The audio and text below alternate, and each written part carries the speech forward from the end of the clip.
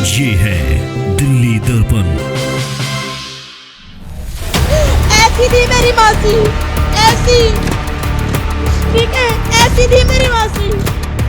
ये करा इन्होंने, ठीक है, ये वो गॉल ब्लैडर स्टोन की वजह से हॉस्पिटल में एडमिट हुई थी।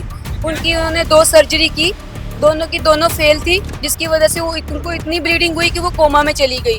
और उनको पता ही नहीं था कि वो कोमा में चली गई। वो हमें यही बोलते रहे कि वो सो रही है, सो रही है, सो रही है। उसके बाद उन्होंने होश ही नहीं की।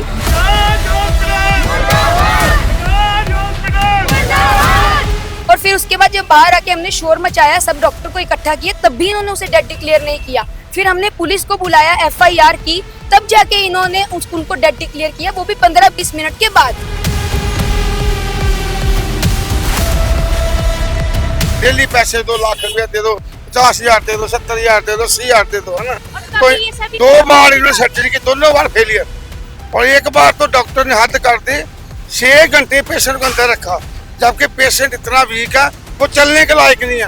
आप सर्जरी कर रहे हैं, चौंडस हो रखा उनको। नमस्कार, जय हिंद। आप देख रहे हैं दिल्ली दर्पण टीवी। दर्शकों, मेरी मौजूदगी इस वक्त पंजाबी बाग संसाम घाट की ठीक बाहर है। एक मामला सामने आ रहा है कि यहाँ पर जो है एक बुजुर्ग महिला जो पंजाब से दिल्ली में इलाज कराने के लिए आई थी, उनको 3 दिन आकाश हॉस्पिटल, एक प्राइवेट हॉस्पिटल है, वहाँ पर वो भर्ती थी। उनको जो 3 दिन भर्ती हुए हो गए थे, बताया जा रहा है कि उनकी डेथ भी हो गई थी। उसके बाद जो है उनके शव के साथ इस तरह से बताया जा रहा है कि डॉक्टरों ने दुर्व्यवहार किया, उनके जबरदस्ती जो है ऑपरेशन के, इस तरह के आरोप और फैमिली के लोग लगा रहे हैं। अभी हमारे साथ कुछ लोग मौजूद हैं घर के। 57 उनकी एज थी। क्या नाम है आपका? अच्छा भला जन के, मेरा नाम विक्रम। आप कौन लगते हैं उनके? मेरी चाची थी। चाची थी। हाँ बिल्कुल। कहाँ से आई थी वो? क्या ये गुरदासपुर से आए थे इलाज कराने के लिए, ठीक है। अच्छे भले चल के आए हैं, छोटे मोटे तो चलते ही रहती है बीमारी, ठीक है। उसके बाद आकाश हॉस्पिटल कितने रेफर करा हूँ, एडमिट हुए। आकाश हॉस्पिटल कौन सा वाला है? सेक्टर 3 द्वारका। द्वारका। किस बीमारी को लेकर, किस चीज को लेकर आप लोगों ने भर्ती? ये बेटी बता सकती है, मेरी सिस्टर का। आप उनकी बेटी हैं? जी, मैं उनकी बड़ी बेटी हूँ। वो गॉल ब्लैडर स्टोन की वजह से हॉस्पिटल में एडमिट हुई थी। उन्होंने 2 सर्जरी की, दोनों की दोनों फेल थी, जिसकी वजह से उनको इतनी ब्लीडिंग हुई कि वो कोमा में चली गई। और हॉस्पिटल वालों को भर्ती थी वो हॉस्पिटल मार्च से, और उनको पता ही नहीं था कि वो कोमा में चली गई। वो हमें यही बोलते रहे कि वो सो रही है, सो रही है, सो रही है। उसके बाद उन्होंने होश ही नहीं की। उन्होंने रात 1 तारीख की रात को मेरी बहन उनसे मिली है, इनके पास फोटो है, वो बिल्कुल ठीक थी, तंदुरुस्त थी, अच्छी थी। इसी 1 तारीख को? हाँ, इसी 1 तारीख को। उसके बाद रात को पता नहीं क्या हुआ कि वो सीधा ही कोमा में चली गई।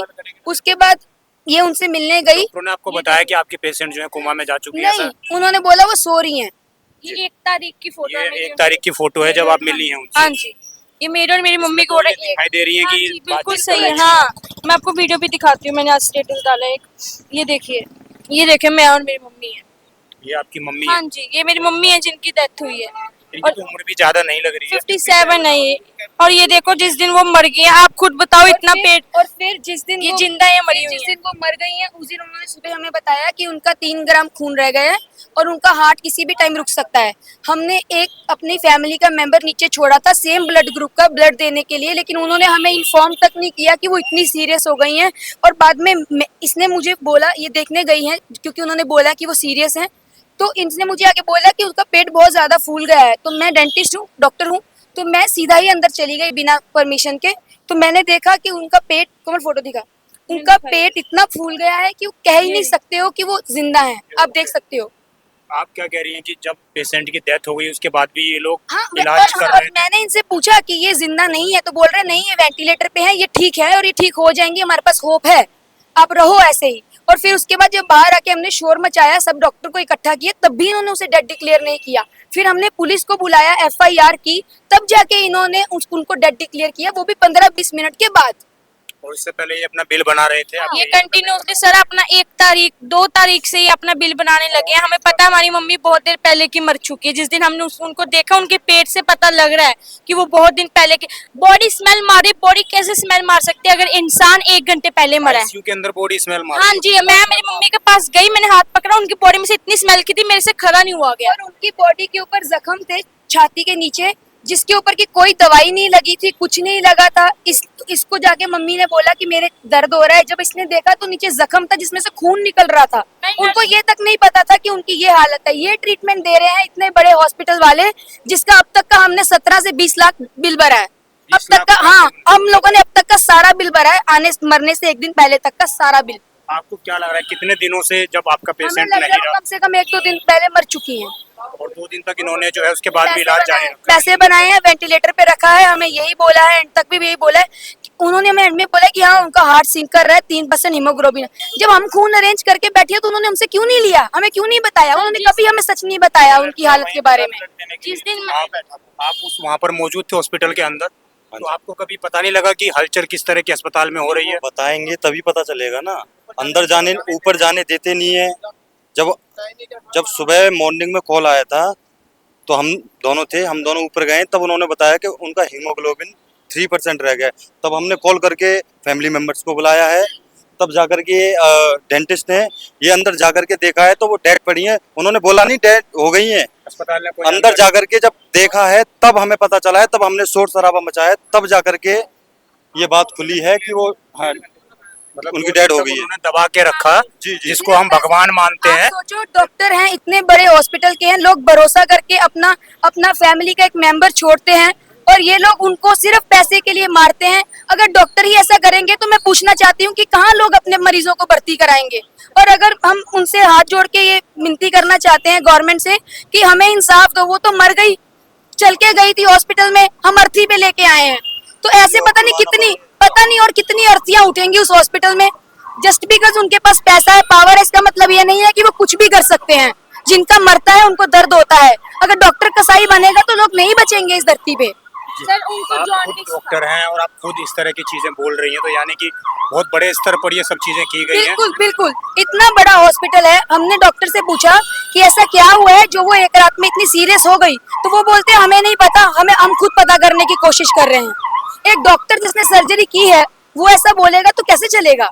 और जब मेरी मम्मी सीरियस हुई है, सैटरडे संडे था, वो एक बार इमरजेंसी विजिट पे तक नहीं आए। जिस दिन वो मरी है वो तब भी नहीं आए मिलने के लिए आप लोगों से जिस परिवार दिन मेरी मम्मी डेड हुई है उस दिन भी वो डॉक्टर नहीं आया। जिस दिन से उसने सर्जरी करी है, सर्जरी 28 को हुई थी, तब से लेके 4 तारीख का वो डॉक्टर नहीं आया। हमारी मम्मी ऐसे ही पड़ी थी, दूसरे डॉक्टर आ रहे थे, देख रहे थे, पर जिसने सर्जरी करी है उसको पता ना मैंने पेट में क्या करा है, तो वो नहीं आया। हमने फोन करवाए, नहीं आया। हम उनके पास जाते थे पूछने के लिए, वो हमें हमेशा होप देते थे, हमेशा बोलते थे ठीक हो जाएंगी, उनके टेस्ट की रिपोर्ट अच्छी आ रही है, ये आ रहा है, वो आ रहा है। पहले मेरी मम्मी का उन्होंने टेस्ट करा है, रिपोर्ट बोली है कि इन्फेक्शन बिल्कुल खत्म होगी। जब इंसान मर गया तो रिपोर्ट कैसे आई? सब झूठ है उस हॉस्पिटल में, जो भी होता है सब झूठ है। डॉक्टर एक नंबर के बकवास है। जिन्होंने मेरी माँ मारी है, मेरी माँ के मौत के जिम्मेवार वही है, मेरी माँ मरने वाली नहीं थी। हॉस्पिटल के ऑफिशियल से बात करने की कोशिश की उनके अधिकारियों से। जब हमने शोर मचाया तो वो सारे लोग, हमें गार्ड वहाँ से बाहर निकालने पे तुल गए। सबके सब हमारे ऊपर फोन छीन रहे हैं, हमें धक्के मार रहे हैं। 4 से 7 गार्ड हमें धक्का मार रहे हैं। वहाँ पर कोई महिला गार्ड मौजूद थी? नहीं, महिला गार्ड भी हमें धक्के मार रही थी। मैं बोली मुंह पे थप्पड़ मारूंगी तुम्हारे। इन्होंने उसको ऑपरेट कर डाला। जब टेस्ट होते हैं ना हर हॉस्पिटल में, जब इनको पता था उसमें जॉन्डिस है, उनको है जॉन्डिस, क्यों टेस्ट क्यों उनका ऑपरेट करा? आप लोगों ने FIR लिखवाई है, पुलिस ने FIR लिख लिया? नहीं, पुलिस ने हमारी अभी तक FIR नहीं लिखी, उन्होंने सिर्फ कंप्लेंट दर्ज की है। हम दरख्वास्त करना चाहते हैं हमारी FIR दर्ज की जाए और हमें इंसाफ दिया जाए। ये लड़ाई सिर्फ हमारी नहीं है, ये हर उस आम आदमी की है जो हमेशा सिस्टम के आगे झुकता है, क्योंकि उनको लगता है कि वो नहीं लड़ सकते हैं ये लड़ाई। हम लड़ना चाहते हैं उन सब लोगों के लिए और हमारी मरी हुई माँ के लिए भी। हमारी पोस्ट डिलीट हो रही है, हम इंस्टाग्राम पे उनके खिलाफ जो डाल रहे हैं वो सब वो डिलीट करवा रहे हैं, रिपोर्ट करवा रहे हैं, और हमारे जो कमेंट्स है वो डिलीट करवा रहे हैं। सब कुछ वो अपनी पावर यूज कर रहे हैं। बट नेगेटिविटी देखना हाँ नहीं जी, चाहिए। हाँ जी, बट हम हार नहीं मानेंगे, हम अपनी माँ का इंसाफ लेके रहेंगे। विदिन 2 आवर्स जब हमने कमेंट्स डाले हैं, ठीक है, विदिन 2 आवर्स मैंने मॉर्निंग में उठ के देखा है, उन्हीं 3 डॉक्टर्स के नाम पर 27,000 गुड रिव्यूज है। 27,000 पावर का यूज किया जा रहा है। पावर का यूज किया जा रहा है। इनकी PR टीम होती है, डिजिटल मार्केटिंग टीम होती है जो बैकएंड संभालती है। और सर जब ऑपरेशन होता है तो पेशेंट के सारे टेस्ट होते हैं। जब मेरी मम्मी के पेट का ऑपरेशन कर रहे हो तो आपको कैसे पता नहीं चला कि उनके पेट के अंदर सूजन है? ये तो आप सबसे पहली चीज है ना। क्यों नहीं देखा आपने कि उनके पेट के अंदर सूजन है? आप ऑपरेशन करने अंदर लेके गए, फिर आपको पता चला सूजन है, बाहर लेके आ गए पेशेंट। क्या अगर हमारा पेशेंट उस टाइम मर जाता? हम दरख्वास्त करते हैं कि प्लीज हमें इंसाफ दिया जाए। आप तीनों ही बेटियां हैं उनकी? हाँ जी, और वो मेरे फादर है। सर आपकी ही पत्नी थी वो, जी जी किस वजह से ले गए थे आप लोग हॉस्पिटल में और अभी अचानक ये चीजें हो गई हैं तो अस्पताल ने क्या बोला? ब्रेन हेमरेज थी, उनको ट्रीटमेंट के लिए ले गए थे। उन्होंने वहाँ ऐसा हमें उलझा रखा कि 4 महीने हम वहीं हॉस्पिटल में रहे और अब उन्होंने पता नहीं क्या किया। वो कभी कह रहे हैं इनके यहाँ पत्थरी है ब्लडर में, कभी ये पाइप ब्लॉक का, कभी 2 बार सर्जरी की, दोनों बार 4 फेल। महीने में उनको बीमारी का पता नहीं लग पाया कि क्या हो रहा है इनके साथ। ब्रेन की जो उन्होंने ट्रीटमेंट किया वो तो ठीक है, उसके बाद इनको ये नहीं पता हमने करना क्या है, पेशेंट को प्रॉब्लम क्या है, कुछ नहीं पता इनको। पैसे में तो 20 लाख रुपए हमसे ले लिया, डेली पैसे 2 लाख रुपए दे दो, 50,000 दे दो, 70,000 दे दो, 80,000 दे दो, है ना।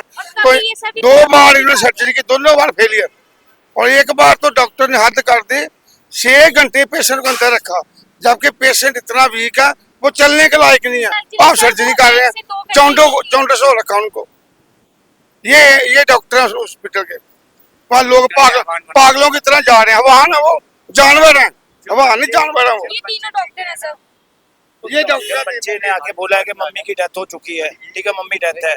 उसके बाद बच्चे माँ है, ठीक है ना, बच्चे रोएंगे नहीं या चीखेंगे नहीं, ठीक है ना। चीखने के बाद 1.5 घंटा ये फाइट करते रहे, जितने भी गुंडे 60-65 गुंडे इनके पास, जो गार्ड है। कभी हॉस्पिटल में डॉक्टर एक नहीं दिखा, 50 से 60 गार्ड है। अभी भी आप जाके चेक कर सकते हो, हर जगह सिक्योरिटी पे 4-4, 5-5 गार्ड बैठा रखे हैं। उन्होंने किस लिए बैठा रखे हैं?